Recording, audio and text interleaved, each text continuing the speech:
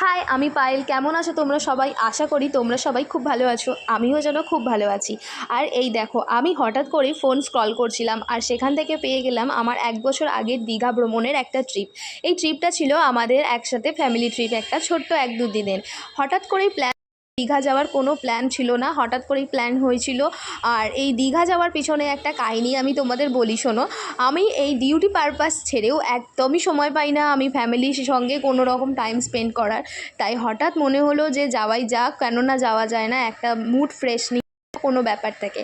তো আমি ডিউটি সেরে সকাল সকাল ডিউটি সেরে আমি চলে গিয়েছিলাম ডায়মন্ড হারবার, মানে আমার কাজের জায়গা ডায়মন্ড হারবার থেকে। ওখান থেকে আমি ফেরি করে চলে গিয়েছিলাম কুকড়াহাটি থেকে আমি নন্দনকানন চলে গিয়েছিলাম একটাই বাস। তো আমি নন্দনকাননে ওয়েট করছিলাম আর আমার ফ্যামিলি আমার জন্য ওয়েট করছিল নন্দনকাননে। আর সেখানে গিয়ে আমরা মিট করি এবং সেখানে আমরা সবাই মিলে একসাথে সেখান থেকে দীঘায় আসি।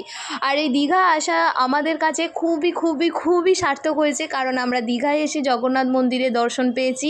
আর এর আগে আমরা জানো তো দীঘা এসেছিলাম, কিন্তু তখন জগন্নাথ মন্দির তৈরি হয়নি। তখন শুধুমাত্র দীঘার আকর্ষণ ছিল সমুদ্র। আর এখন তো দীঘার সমুদ্র ছাড়াও আরও একটা ভীষণ আকর্ষণ জগন্নাথ মন্দির। তো আমরা নিজেদেরকে খুবই ভাগ্যবান মনে করি এই জগন্নাথ মন্দিরে দর্শন পেয়ে। আর এই জগন্নাথ মন্দিরে আর সবথেকে বড় কথা হলো আমাদের এই দীঘা ফ্যামিলি ট্রিপে আমাদের ছোট্ট সোনার আমাদের প্রথম কোনো একটা জায়গায়, যে কিনা ছোট্টবেলায় 1 বছরও হয়নি, তো ওর এখনও 2-3 দিন পর জন্মদিন হবে। তো ওরও এখন প্রথম কোনো ট্রিপ, তাও আবার দীঘা জগন্নাথ মন্দির বা দীঘা সমুদ্র বলতে পারো। আশা করি এত ছোটোবেলায় জানো তো আমরাও কোথাও ঘুরিনি। ওর হয়তো সত্যি খুব ভাগ্য। এই জানো 2 বছর হতে চলছে, ও এখন আবার পুরীও চলে গেছে। তো আমরা রাত্রেবেলা চলে গিয়েছিলাম কিছু মাছ খেতে। দেখতেই পাচ্ছ রাত্রে দীঘাটা খুবই ভিড়। আমরা কিছু দোকানদানিও করে নিয়েছিলাম।